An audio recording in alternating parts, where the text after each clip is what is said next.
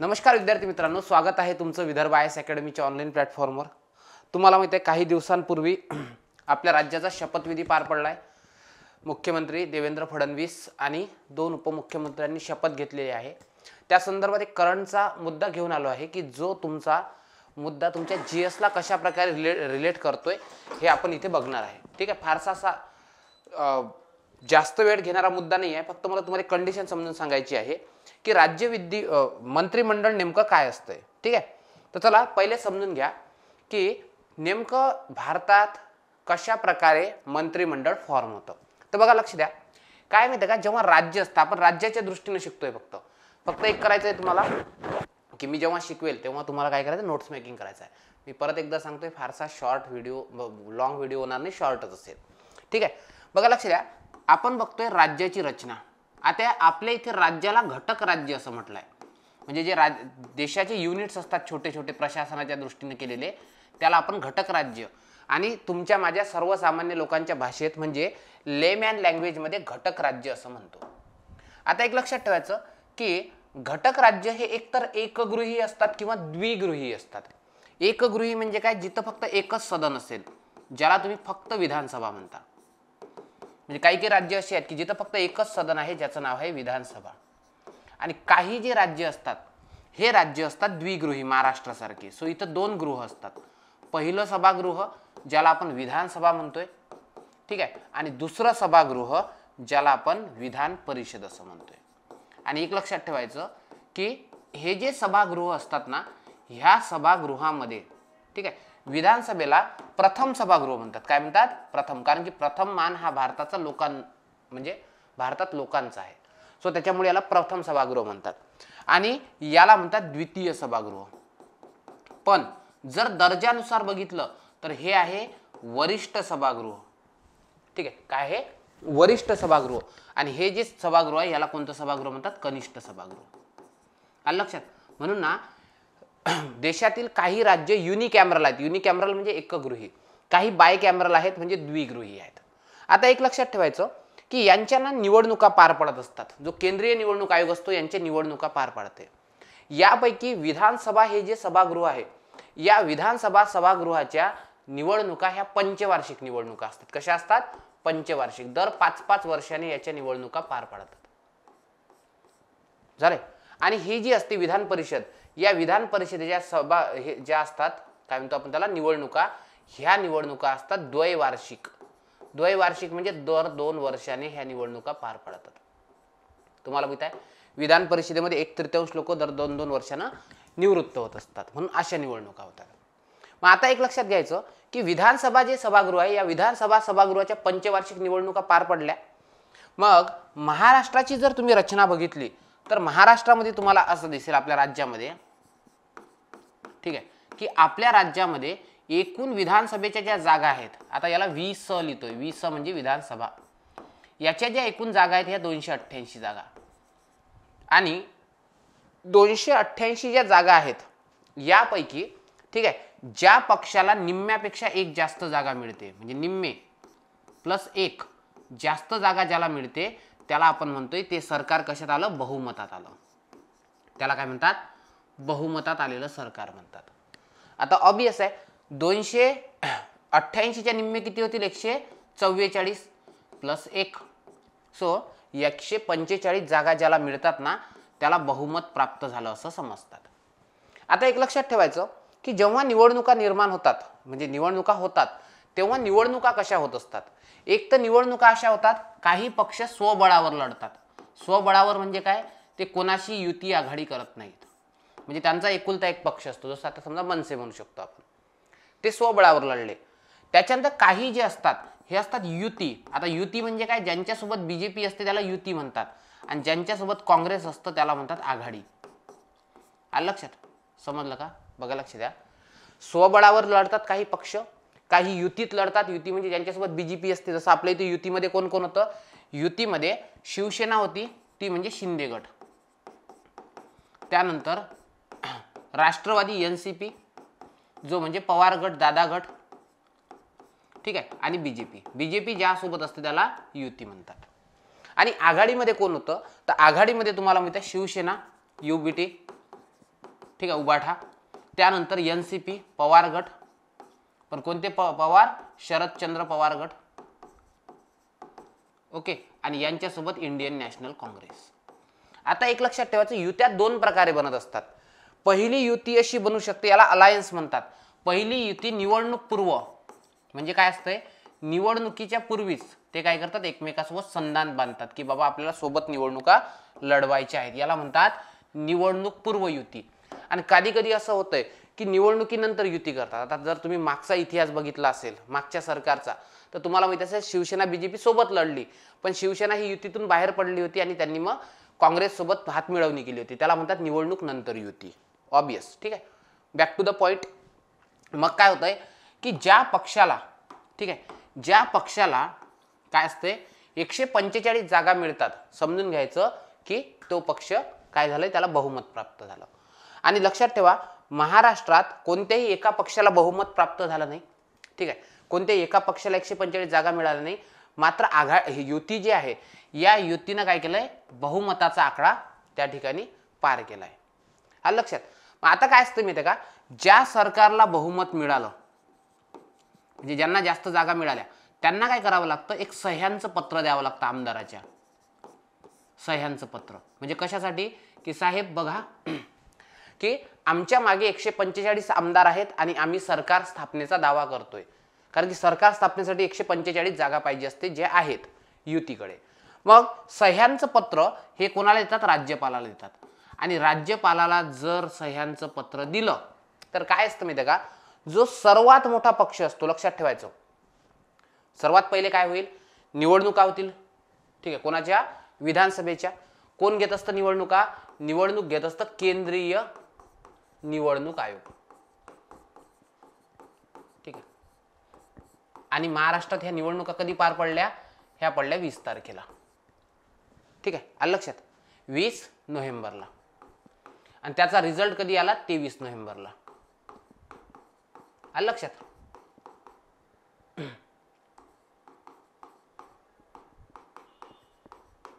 Clear. हां, मग आता बघा, आता काय झालंय, 145 जागा मिळाल्या, त्यांनी काय केलं, बहुमताचं पत्र दिलं राज्यपालांना की बाबा आमच्या मागे इतके आमदार आहेत, म्हणून आम्ही काय करतोय, सरकार स्थापनेचा दावा करतोय. आणि हे पत्र जेव्हा राज्यपालाला दिलं जातं, यात दावा केलेला असतो तो म्हणजे सरकार स्थापनेचा. आणि सरकार कधी स्थापन होत असतं, जेव्हा तुमच्या मागं निम्म्यापेक्षा एक जास्त असतं, म्हणजे 145. ठीक आहे. मग आता राज्यपाल काय करतात, राज्यपाल सर्वप्रथम जो सर्वात मोठा पक्ष असतो, आता ऑब्वियस आहे महाराष्ट्रातला सर्वात मोठा पक्ष कोणता आहे, तर तो आहे BJP. आणि सर्वात मोठा पक्ष हा काय करत असतो, आपला सर्वात प्रभावी नेता जो असतो, बघा लक्ष द्या, सर्वात मोठा कोणताही पक्ष असेल, या सर्वात मोठ्या पक्षाचा जो प्रभावी नेता असतो, या नेत्याची निवड ही काय केली जाते, ही CM म्हणून केली जाते. आलं लक्षात, कळालं का. म्हणजे CM कोण असतो, तर निवडून आलेल्या, बहुमतात आलेल्या पक्षाला, पक्ष असतो त्याचा सर्वात प्रभावी नेता तो काय बनतोय, CM बनतो. आणि यांनी हे पत्र सादर केलं असतं. आणि मग पत्र सादर केलं, सरकार स्थापनेचा दावा केला की राज्यपाल यांना इन्व्हाइट करतात. आणि राज्यपालांना, ठीक आहे, राज्यपालांनी यांना इन्व्हाइट केलं कशासाठी, ते म्हणजे सरकार स्थापनेसाठी. मग हे लोक काय करतात माहिती आहे का, हे सरकार स्थापन करतात. आणि सरकार स्थापन करतात म्हणजे शपथविधी करतात. आणि एक लक्षात ठेवायचं की शपथविधी जेव्हा होतो तेव्हा त्यांनी कुठेही बहुमत सिद्ध वगैरे केलं नसतं. हे सह्यांचं पत्र जे दिलंय एवढाच प्रूफ आहे. ऑब्वियस. कळालं का.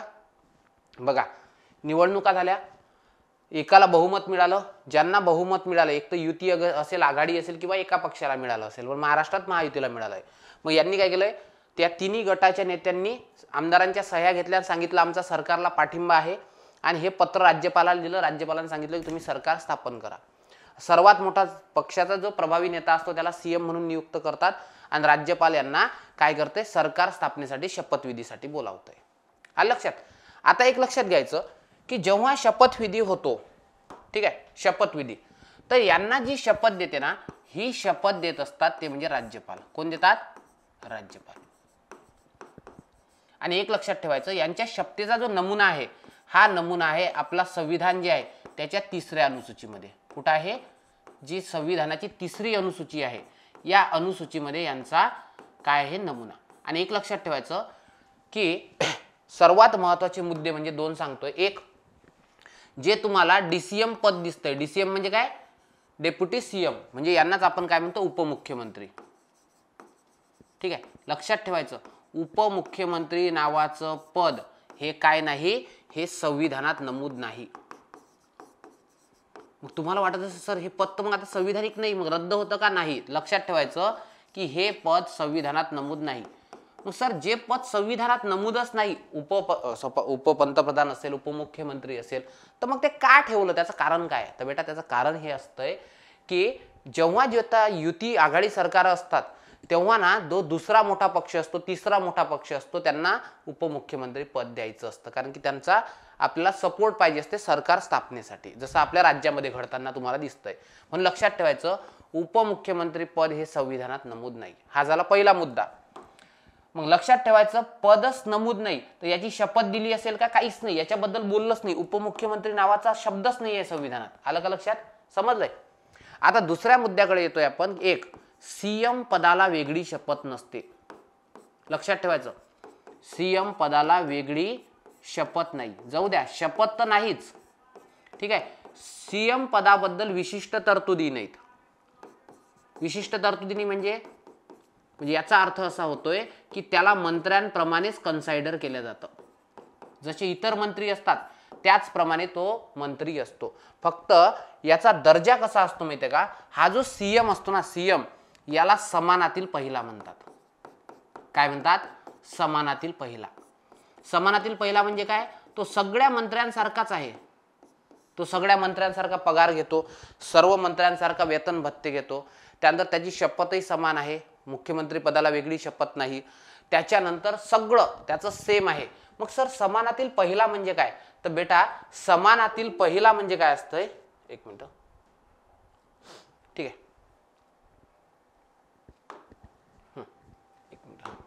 समानातील पहिला म्हणजे काय असतंय की जेव्हा सगळ्या मंत्र्यांमध्ये जर पहिलं कोणी विचारलं तर तुम्ही सीएमचं नाव घेता. मुख्यमंत्री नावातच आहे ना, मंत्री आहे पण मुख्य आहे.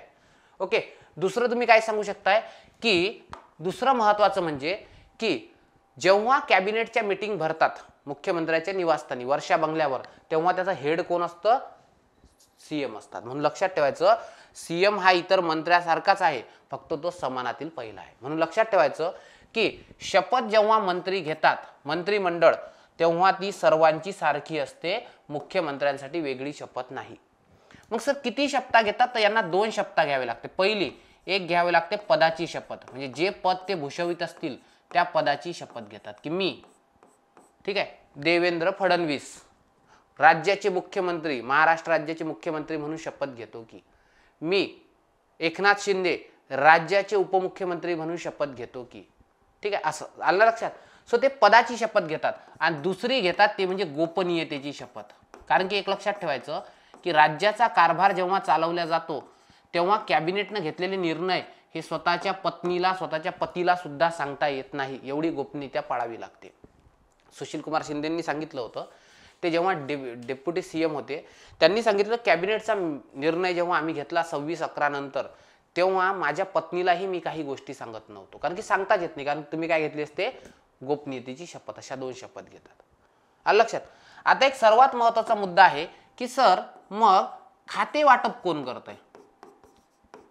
आलं का लक्षात. सीएम पदाची शपथ समजली ना, जो सर्वात मोठा प्रभावी म्हणजे सर्वात मोठ्या पक्षाचा प्रभावी नेता जो असतो तो सीएम बनतोय. इथपर्यंत क्लिअर झालं. त्यानं मग पदाची आणि गोपनीयतेची शपथ घेतली. सीएम पदाला कोणतीही वेगळी शपथ नाही आणि विशिष्ट तरतुदी सुद्धा नाही, फक्त तो एक आहे, समानातील पहिला आहे, कारण की तो कॅबिनेटचं अध्यक्षस्थान भूषवितो. खाते वाटप कोण करतं, तर लक्षात ठेवायचं आपल्या संविधानाचं 166 काय म्हणतंय, अनुच्छेद, ठीक आहे, जे आपल्या संविधानात अनुच्छेद जे आहे हे आहे 166. 166 काय म्हणतंय की राज्याचा जो सर्व कारभार आहे, ठीक आहे, राज्याचा सर्व कारभार हा कोणाच्या नावाने चालतोय, हा चालतो गव्हर्नरच्या नावाने चालतो. आलं लक्षात. बघा व्यवस्थित समजून घ्या, मग तुम्हाला कळेल की राज्याचा सर्व कारभार कोणाच्या नावाने चालतो, गव्हर्नर. म्हणजे महाराष्ट्रात कोणती ऑर्डर निघाली, कोणाची सही असेल, गव्हर्नरची.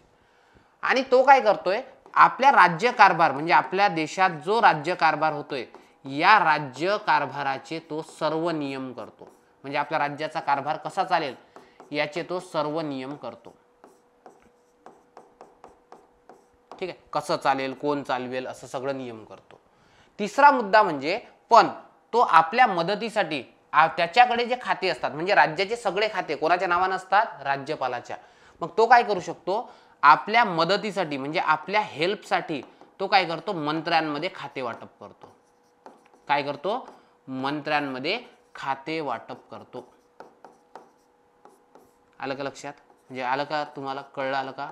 मी परत एकदा सांगतोय.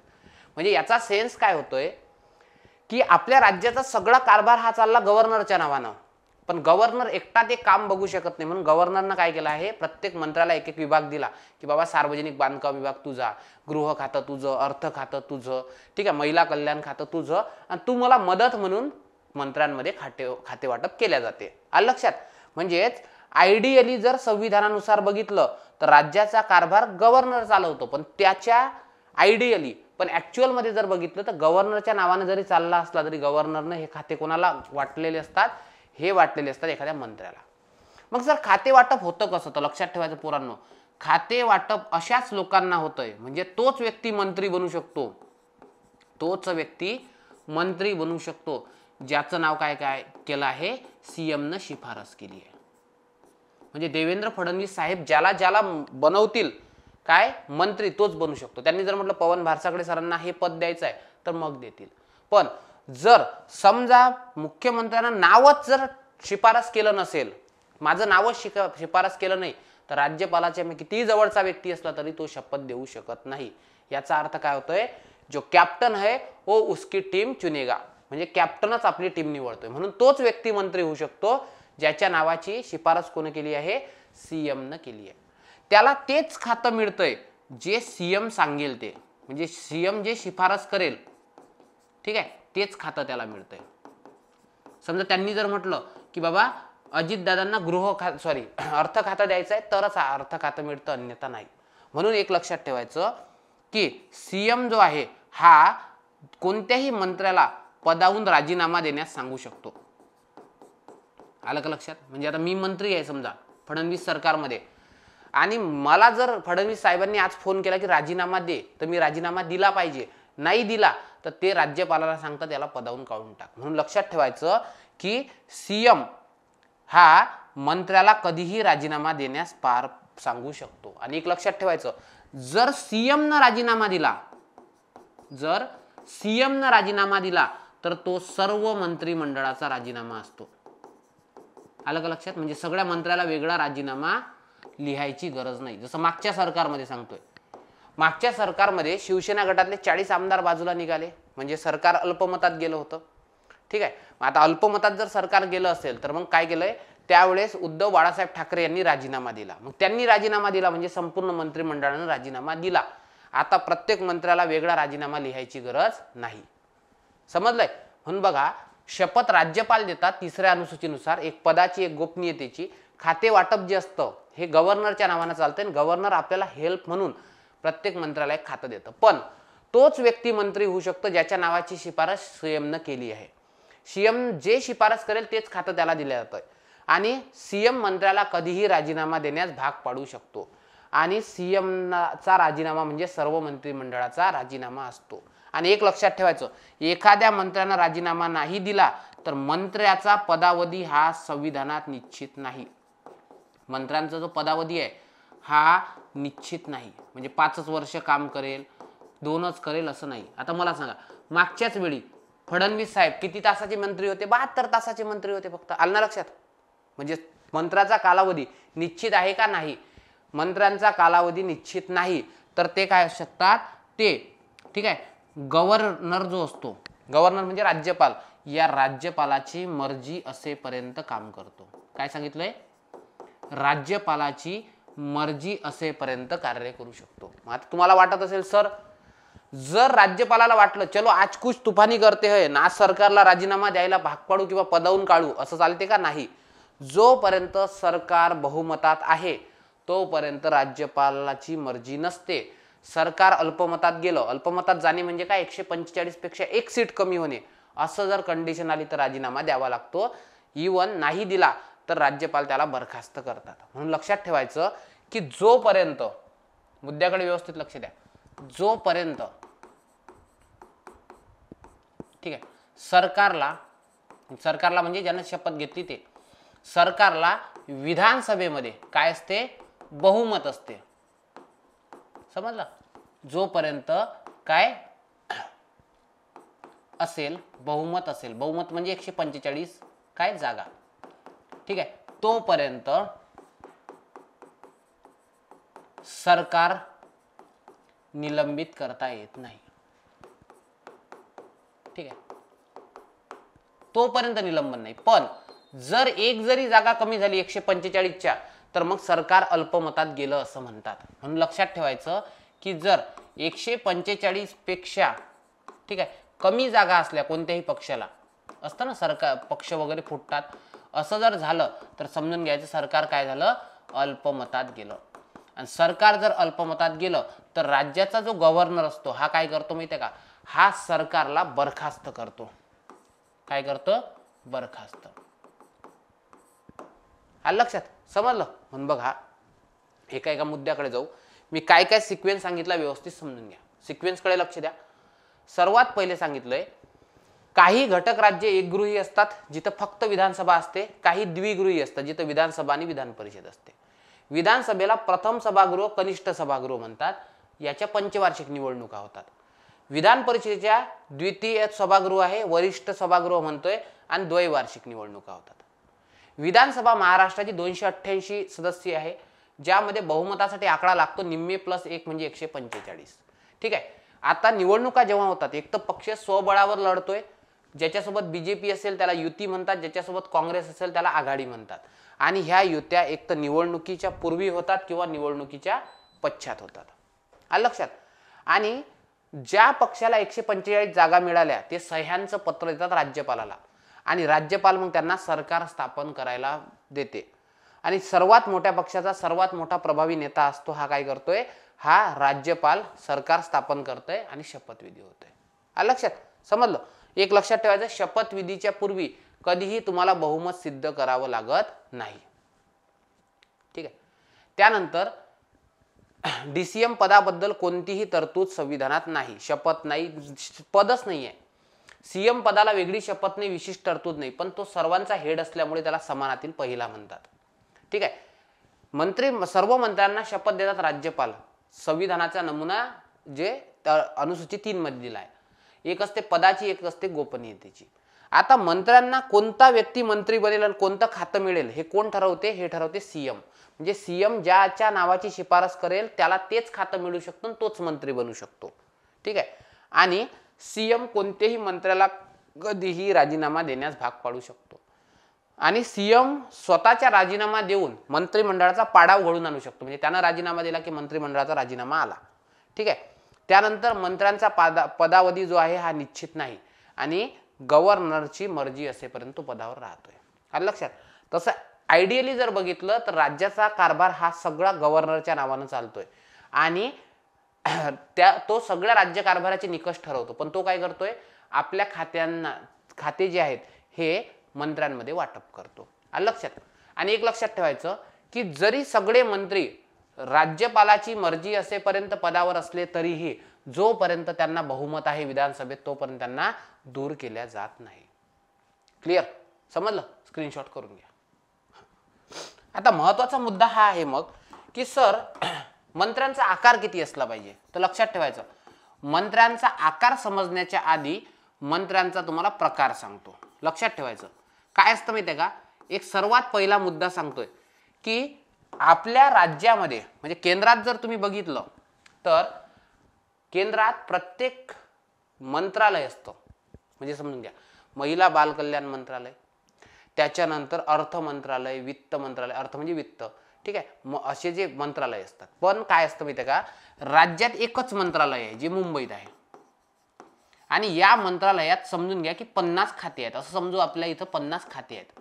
म्हणून आपल्या इथं मंत्री जो बनत असतो हा मंत्रालयाचा नसतो बनत, हा खात्याचा बनत असतो. म्हणून असं म्हणतोय आपण की त्यांच्याकडे गृह खाते आहे. गृह मंत्रालय नसते, मंत्रालय एकच आहे, गृह खाते आहे. त्याच्यानंतर त्यांच्याकडे कोणतं खातं आहे, तर त्यांच्याकडे वित्त खाते आहे, ठीक आहे, त्याच्याकडे शिक्षण खाते आहे. म्हणजे समजून घ्या, राज्यात जे मंत्री असतात ना, हे मंत्री खात्याचे असतात, डिपार्टमेंटचे, ना की मंत्रालयाचे, कारण की मंत्रालय एकच आहे. पण तेच जर केंद्रात बघितलं तर याला केंद्राला म्हणतात गृह मंत्रालय, म्हणून गृहमंत्री, गृह मंत्रालय, त्यानंतर वित्त मंत्रालय, ठीक आहे. म्हणजे केंद्र आणि राज्यात एवढाच फरक असतोय, राज्यात खातं म्हणतात, केंद्रात मंत्रालय असं म्हणतात. आपल्या इथं मंत्रालय एकच आहे जे मुंबईला आहे, आणि त्याच्यात अनेक सारे विभाग आहेत, त्या विभागाचा एक एक मंत्री असतो. आलं का लक्षात? आता जर तुम्हाला विचारलंय प्रकार कोणता असतो, तर बघा लक्ष द्या, काही जे असतात हे महत्वाचे मंत्री असतात, म्हणजे यांच्याकडे महत्वाचे खाते असतात. काही मंत्र्यांकडे महत्वाचे खाते असतात, या मंत्र्यांना आपण काय म्हणतोय, यांना म्हणतो कॅबिनेट मंत्री. काय म्हणतो? कॅबिनेट मंत्री. काही जे लोक असतात यांच्याकडे दुय्यम खाते असतात. दुय्यम खाते म्हटल्यापेक्षा आपण काय म्हणू की हे काय करतात, हे कॅबिनेट मंत्र्यांना मदत करतात. जे कॅबिनेट मंत्री आहेत या कॅबिनेट मंत्र्यांना काय करतात, मदत करतात. आणि हे मदत करणारे जे लोक असतात त्यांना काय म्हणतात, राज्यमंत्री. म्हणजे फॉर एक्झाम्पल एक उदाहरण सांगतोय की समजा जर देवेंद्र फडणवीस साहेबांकडे समजा गृह खातं आहे असं समजू आपण, हे महत्वाचं खातं आहे, तर देवेंद्र फडणवीस साहेब म्हणजे आपण फडणवीस हे काय झाले, हे झाले कॅबिनेट मंत्री. पण आता मी समजा आमदार आहे, तर मला काय करतील माहिती आहे का, मला खुश करण्यासाठी मला वेगळं खातं तर देऊ शकत नाही महत्वाचं, मग ते काय करतील माहिती आहे का, मला बनवतील गृहराज्यमंत्री. गृहराज्यमंत्री म्हणजे काय, सपोर्टिंग हँड फक्त. आणि मला काय काम असेल, मी कॅबिनेटच्या मीटिंगला उपस्थित नाही राहू शकत. हा जो राज्य ज्याच्या नावात येतं ना, तो कॅबिनेट मीटिंगला उपस्थित राहू शकत नाही. फक्त जर मग मला माझ्या मंत्र्याने म्हटलं की आज आपल्याला जायचं आहे मीटिंगला, तरच मी जाऊ शकतो, अन्यथा नाही. म्हणून लक्षात ठेवायचं की महत्वाचे खाते याचे कॅबिनेट मंत्री असतात, आणि कॅबिनेट मंत्र्यांना मदतीसाठी जे असतात ते राज्यमंत्री असतात. हे झालं काय प्रकार. आता आपण बघू आकार. एक लक्षात ठेवायचं, राज्यात किमान जर तुम्हाला मिनिमम विचारलं तर मिनिमम असावे लागतात 12 मंत्री. किती? 12 मंत्री. आता 12 मंत्री म्हणजे काय, सीएम सहित. सीएम धरून 12 असले पाहिजे, म्हणजे एक सीएम असला पाहिजे आणि 11, म्हणजे कोणत्याही राज्यामध्ये मिनिमम 12 मंत्री पाहिजेच, 12 पेक्षा कमी चालत नाही. आणि मॅक्झिमम जे आहेत ज्याला आपण कमाल म्हणतोय, तर कमाल मंत्र्यांची संख्या ही किती असली पाहिजे, ही असली पाहिजे विधानसभेची जी टोटल संख्या आहे, टोटल याच्या किती, 15%. म्हणजे समजा जर आपल्या राज्यामध्ये समजून घ्या 288 आहे, तर बघा याचे 10% किती होतात, 28, आणि 14 म्हणजे काय होऊन राहिले, 5%. म्हणजे जास्तीत जास्त आपल्या इथं काय असतील, आपल्या इथं 42 मंत्री असतील. किती मंत्री होऊ शकतात, म्हणजे आपल्या राज्यामध्ये जास्तीत जास्त 42 आणि कमीत कमी 12 मंत्री असावे लागतात. आलं लक्षात? म्हणून ना किमान 12 मंत्री सीएम सहित, आणि कमाल किती असले पाहिजे, ते 15 मंत्री असले पाहिजे. असा सरळ सरळ रूल आहे, असा प्रोटोकॉल आहे. कळालं का? सो ह्या गोष्टी मॅटर करतात. आणि मग हे यांनी शपथ घेतली, ठीक आहे, यांनी शपथ घेतली की शपथ नंतर यांची फ्लोर टेस्ट होते. फ्लोर टेस्ट म्हणजे काय असते, फ्लोर टेस्ट म्हणजे खरंच यांनी जे सह्यांचं पत्र दिलं होतं का, यांच्या मागं खरंच 145 आमदार आहेत का, हे चेक करण्यासाठी जी चाचणी होते त्याला कोणती चाचणी म्हणतात, बहुमत चाचणी. आणि ही कधी होत असते, हे होत असते शपथेनंतर. म्हणजे आता शपथ घेतली कोण, फडणवीस सरकारने, आणि 7 डिसेंबरला एक अधिवेशन बोलावलं, ठीक आहे. आणि या 7 डिसेंबरचं एक स्पेशल अधिवेशन बोलावलं. ह्या अधिवेशनामध्ये काय होईल, आपले जे गव्हर्नर आहेत, राज्यपाल, हे देतील अभिभाषण. अभिभाषण म्हणजे काय, सरकार स्थापन झालं की पहिलं भाषण ते देत असतात गव्हर्नर. म्हणजे बघा, पहिले शपथ घेतली, पहिले फ्लोर टेस्ट नाही घेतली, बहुमत सिद्ध नाही केलं, पहिले फ्लोर टेस्ट घेतली.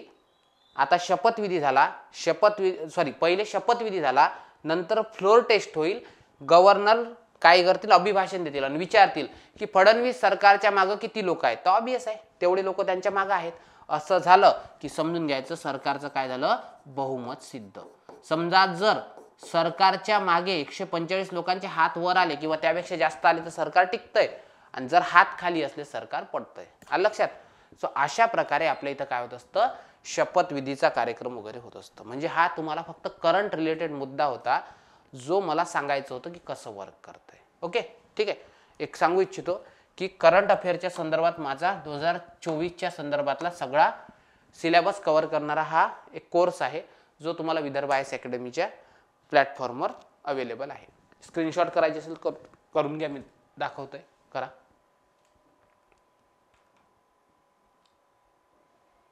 स्क्रीनशॉट करून घ्या.